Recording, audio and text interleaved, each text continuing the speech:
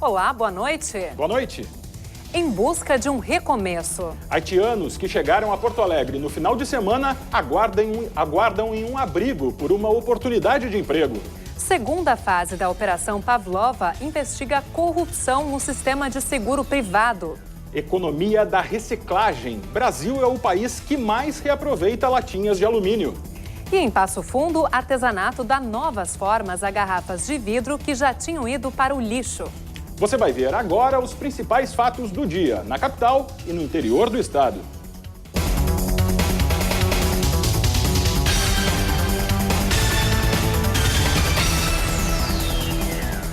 Um novo grupo de haitianos deve chegar ao estado entre hoje e amanhã. Eles vão se juntar aos imigrantes que desembarcaram em Porto Alegre neste fim de semana. A Secretaria Municipal de Direitos Humanos não sabe dizer ao certo quantos imigrantes estão a caminho. Eles vêm em busca de uma nova oportunidade de emprego. O grupo de haitianos chegou à capital na madrugada de domingo. A repórter Angélica Coronel acompanhou o desembarque do grupo para o programa TVE Repórter. Da rodoviária, eles seguiram para o Centro Vida, na zona norte da capital, onde recebem alimentação e abrigo. Kesley, de 26 anos, deixou a mulher e 4 filhos pequenos no Haiti. Aqui, ele espera encontrar trabalho e um futuro melhor. Trabalhar e para trazer a família, porque para mim, minha família está esperando isto. E todos que estão aqui, graças ao Senhor, estamos esperando isso que traz aqui no Brasil para viver uma vida melhor.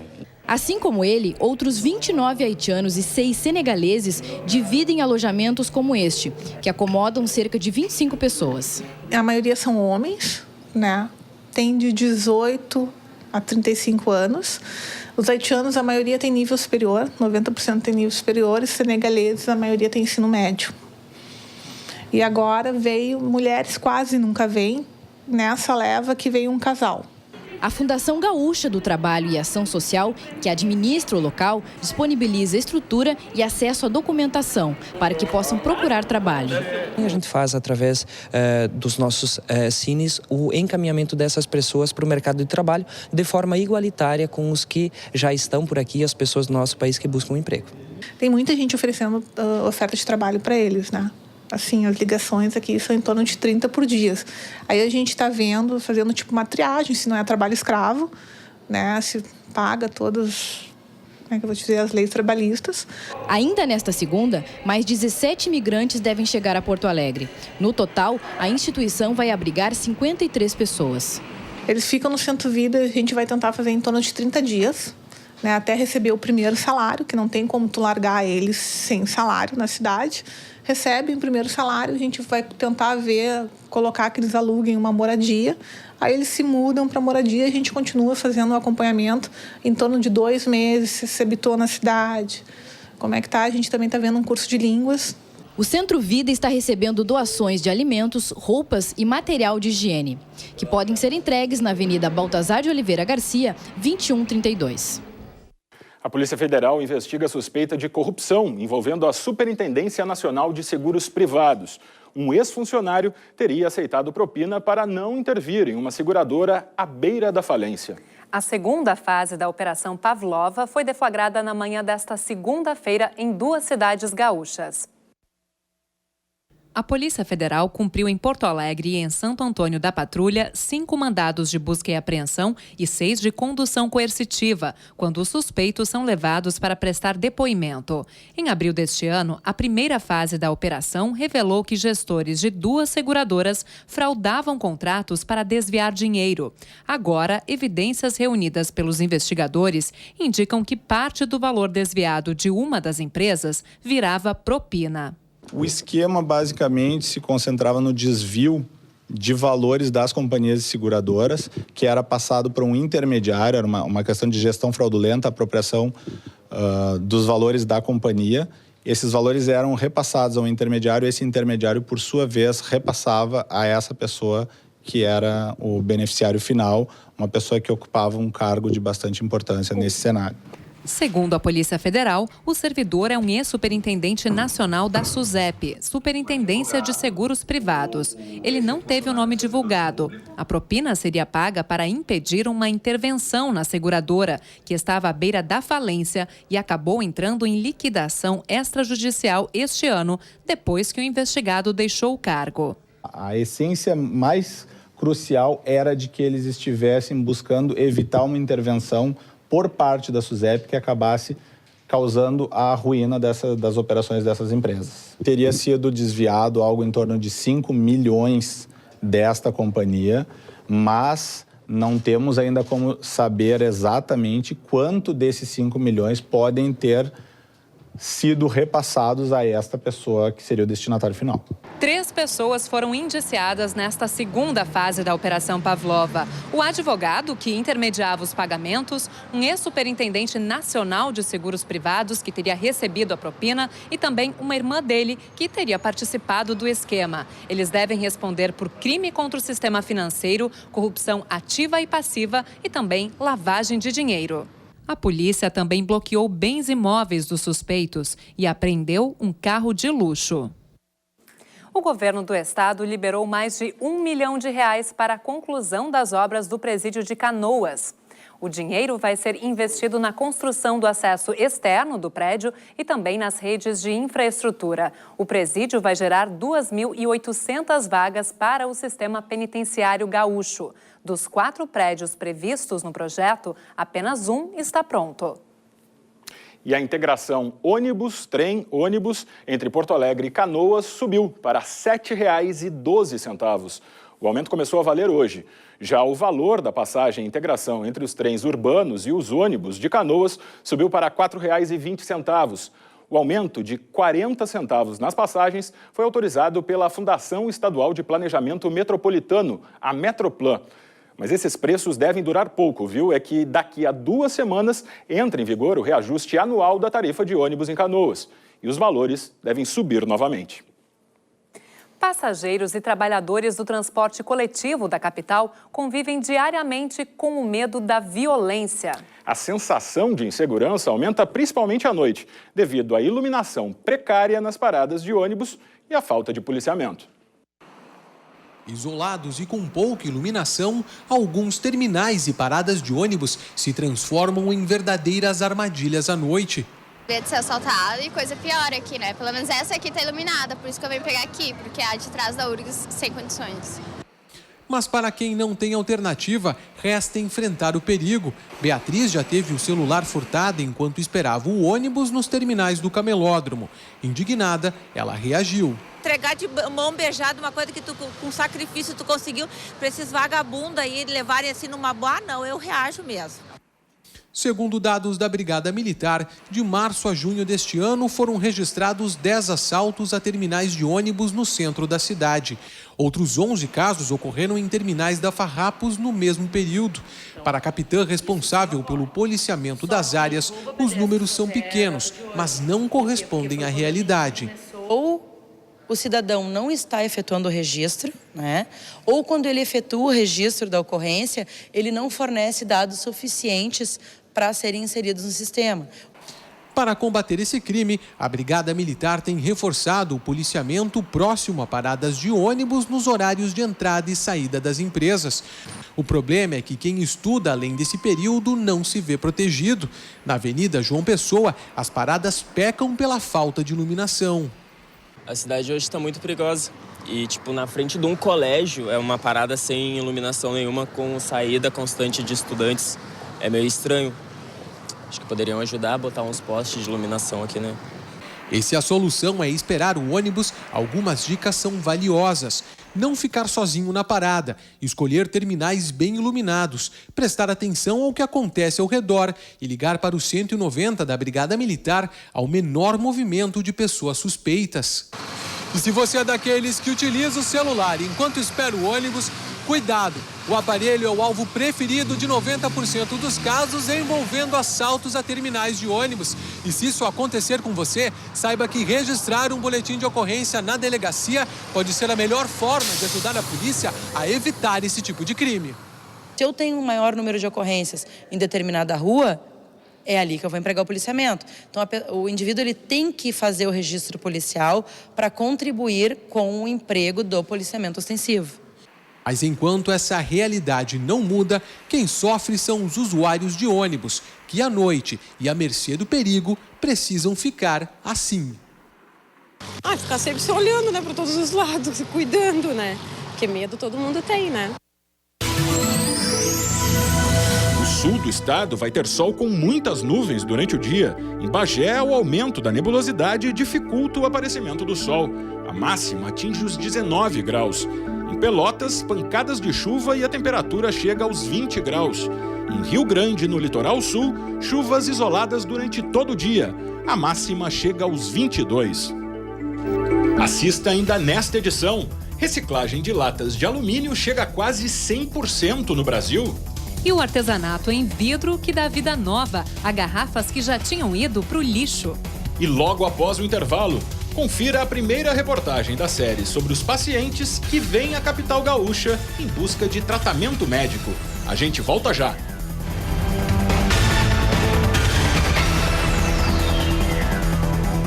As mulheres do PTB trabalham com dinamismo e competência para melhorar a vida dos gaúchos. Nos municípios, estamos representadas pelas nossas vereadoras, vice-prefeitas e prefeitas. Nas eleições de 2016, precisamos contar com a tua participação para construir a cidade e o estado que queremos. A defesa das trabalhadoras e a maior participação das mulheres na política são as nossas bandeiras. Lugar de mulher é no PTB.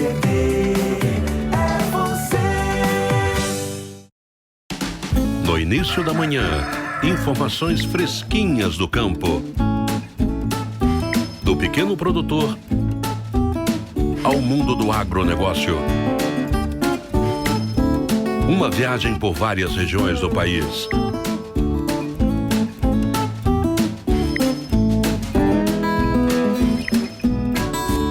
Faixa Rural, de segunda a sábado, 7 horas da manhã. Aqui na TV do Brasil.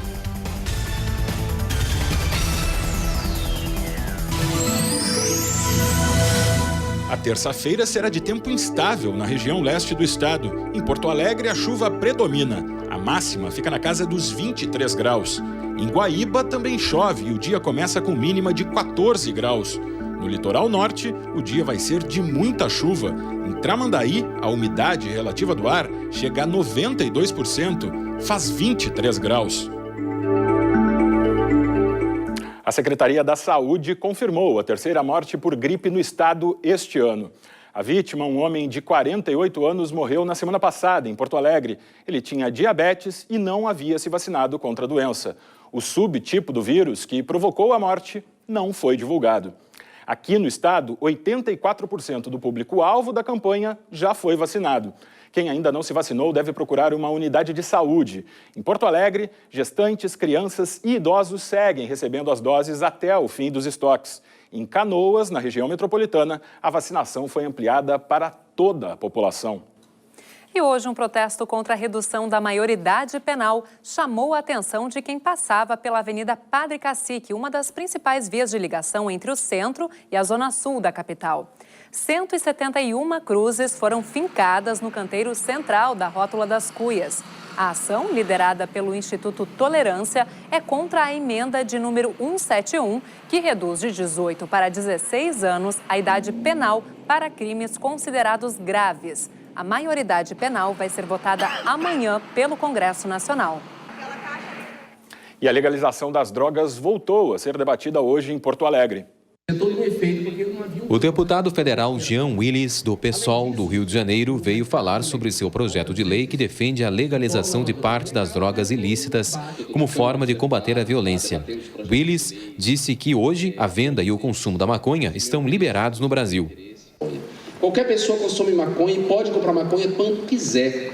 E todo esse comércio ilegal de maconha não é tributado. Quer dizer, as pessoas que lucram com esse mercado não são taxadas, não têm que devolver nada à sociedade, apesar dos males, né, dos eventuais males que essa droga possa produzir ao indivíduo ou ao coletivo.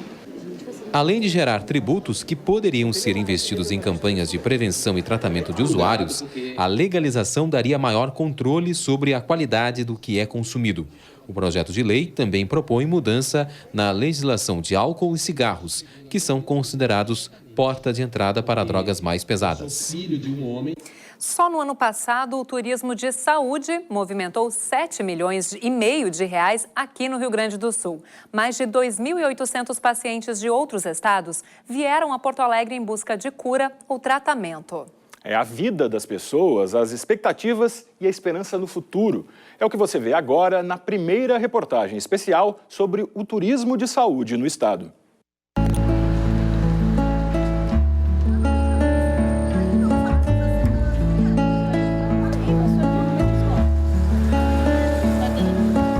Mãe e filho caminham pelas ruas do centro de Porto Alegre com a tranquilidade de quem conhece o caminho. A rotina começou depois do almoço e só agora, às 7 da noite, eles estão voltando para casa.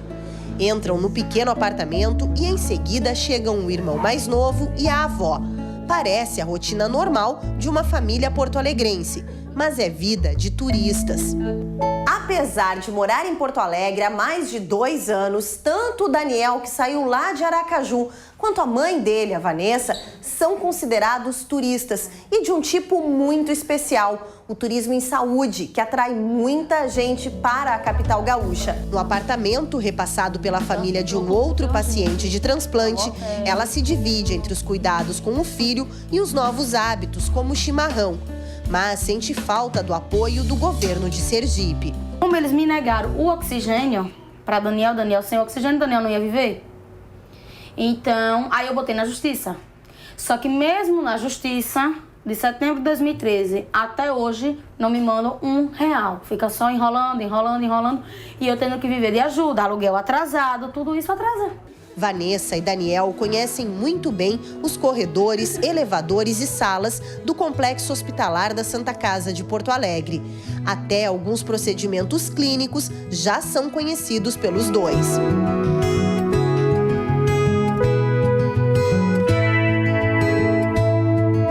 O Portocard foi um pedido meu. Por causa das medicações, deixa as veias muito sem fluxo e fraca. Daí, como eu preciso tomar esse medicamento 3 vezes por semana, para eu não ser furado esses dias, eu prefiro colocar isso aqui.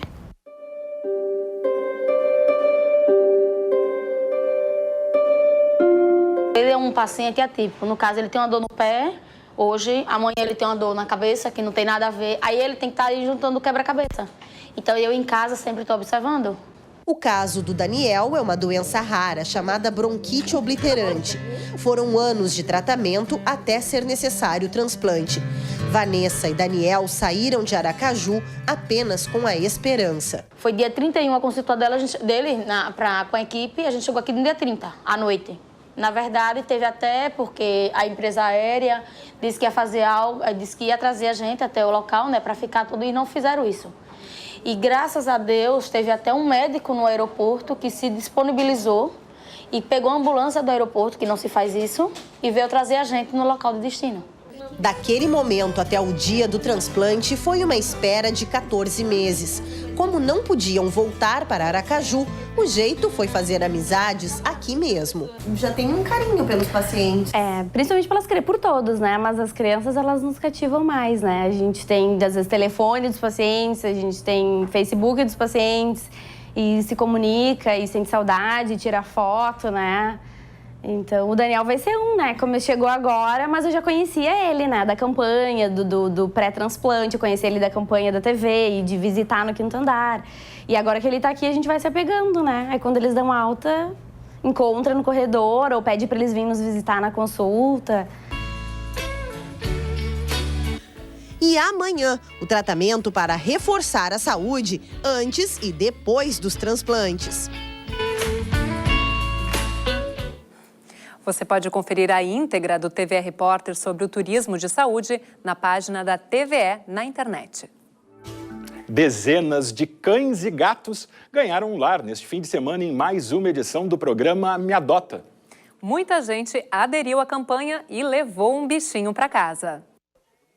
Esta é a mãezinha. Pelo menos este é o apelido que recebeu da equipe da Unidade de Medicina Veterinária que a encontrou. Ela chegou aqui junto com seus filhotes, que depois de acolhidos e tratados foram doados. E agora foi a vez de ela encontrar um lar. Na nova casa, companhia não vai faltar. Eu vim procurar 2 amigos, né?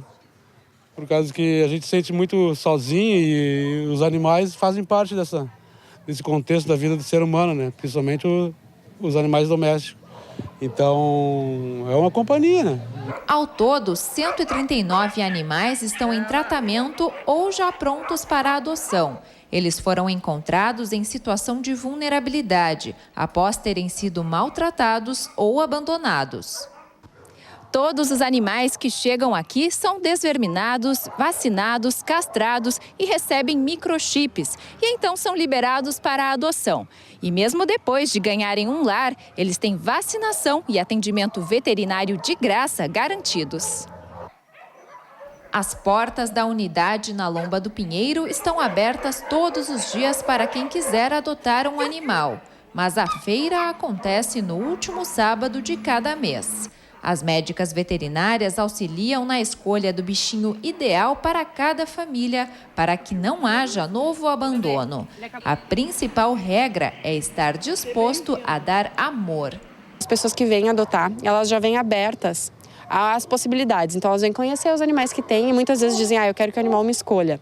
Que é bem isso, é entender, né, o que ela precisa e a gente dá um leque de possibilidades e tem um que ela se encanta e acaba adotando. Eu acho que isso é bem diferente da compra. A compra, normalmente, a pessoa nem vê o filhote, ela escolhe pela internet. Não tem esse apelo todo emocional de vir, de escolher, de saber a história de vida desse animal, que muitas vezes é muito sofrida, e entender que tu está dando um lar para um animal que precisa muito do amor de uma família. O Brasil é o país com o maior percentual de reciclagem de latinhas de alumínio. Mas especialistas consideram que os números poderiam ser ainda melhores se mais estados e municípios adotassem políticas públicas de incentivo ao processo. A unidade de triagem Cepete Araju, na Zona Norte, recebe 5 toneladas de lixo por dia da coleta seletiva da Prefeitura. Mais da metade é reciclada e vendida para empresas de Porto Alegre. A latinha de alumínio é o filé mignon do lixo. O quilo é vendido a R$ 3,00. E no inverno, a cooperativa chega a reciclar por semana até 100 quilos do material. No inverno diminui bastante, cai bastante a compra de latinha, porque as pessoas param de beber, né? E daí diminui bastante. O processo de reciclagem é minucioso. Ele começa com uma pré-triagem, onde os materiais maiores e mais pesados são retirados. O que fica vai para a esteira e será separado nestas sacolas. A prensa é o próximo passo. A venda destes fardos é o que vai garantir o salário dos 25 cooperados, que em média recebem R$ 1.200 por mês. Dinheiro que Patrícia utiliza para o sustento dela e dos 2 filhos pequenos. Meu pai já trabalhava com isso, no caso, né? Só segue, no caso, os mesmos passos. Sem estudo, sem nada, fica difícil. Atualmente, existem 18 unidades de triagem cadastradas na cidade. Espaços onde trabalham mais de 600 catadores, que antes atuavam na informalidade como carrinheiros. Segundo este diretor da Divisão de Limpeza e Coleta do Departamento Municipal de Limpeza Urbana, Porto Alegre ainda enfrenta problemas com a presença de mais de 3.000 carrinheiros. De uma forma não organizada, eles acabam tirando dos galpões de reciclagem, que são associados, né, também antigos carrinheiros, mas de uma forma organizada, trazendo receita para sua família, né? Hoje o galpão de reciclagem, ele não... O catador, por exemplo, ele não vai à rua para fazer essa coleta, então a coleta seletiva faz esse trabalho por ele. Segundo um especialista da Universidade Federal do Rio Grande do Sul, o Brasil é o campeão mundial em reciclagem de latinhas de alumínio. O reaproveitamento no país chega a 97,9%, segundo o estudo Indicadores de Desenvolvimento Sustentável Brasil do IBGE. Hoje, essa latinha que vai para a reciclagem, ela paga todo o imposto de novo. Se não pagasse, poderia ser mais do que 97%, poderíamos chegar aos 100%. Historicamente, sempre o papel foi um grande volume, né, em termos de volume, depois os polímeros, né, os plásticos, e ela tinha, o que mais valor tem hoje no mercado, mas realmente em termos de total do reciclável é pequeno. E agora vamos mostrar um trabalho que ajuda a transformar em artesanato coisas que iriam para a lata de lixo. Um aposentado de Passo Fundo usa garrafas de vidro para fazer copos d'água, de café e até de caipirinha. A reportagem é da UPF TV.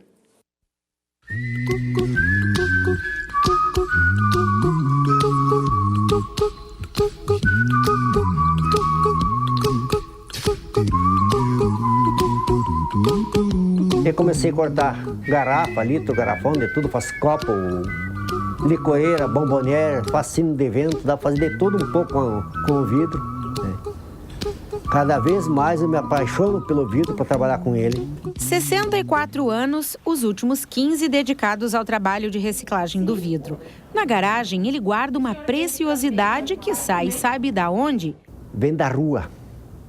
É lixo da rua que estou juntando. Fazendo minha pequena parte para colaborar com o meio ambiente. Desde que começou a trabalhar com vidro, seu Reinaldo diz já ter cortado mais de 10 mil garrafas. O ateliê é simples.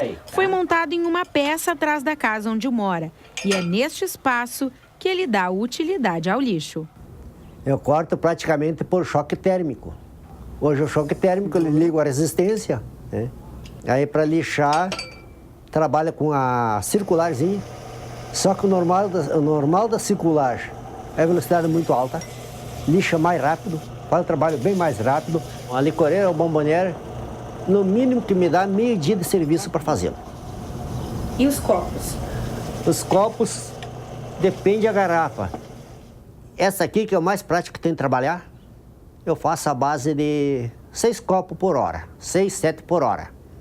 Entre cortar, lixar, escarear por dentro e depois polir para tirar o fio de ambos os lados. A produção é feita de acordo com as encomendas que recebe.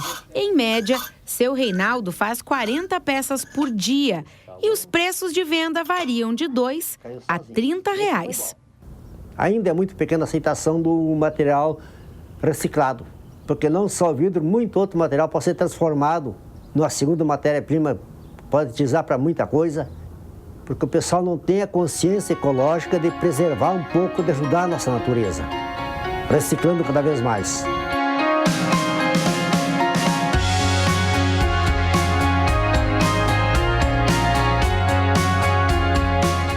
E amanhã a segunda edição começa mais cedo, às 7h15 da noite. É que logo depois do jornal a TVE transmite, ao vivo, o jogo entre Estados Unidos e Alemanha pela semifinal da Copa do Mundo de Futebol Feminino.